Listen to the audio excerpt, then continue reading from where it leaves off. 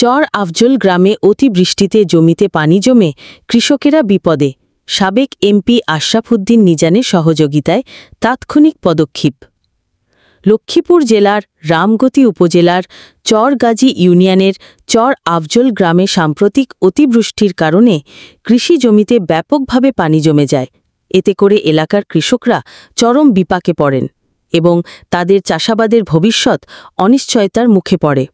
এই অবস্থায় কৃষকেরা সরাসরি যোগাযোগ করেন লক্ষ্মীপুর ৪ রামগতি কমলনগর আসনের সাবেক সংসদ সদস্য জাতীয়তাবাদী দল বিএনপির জননেতা আলহাজ এবিএম আশরাফ উদ্দিন নিজানের সঙ্গে।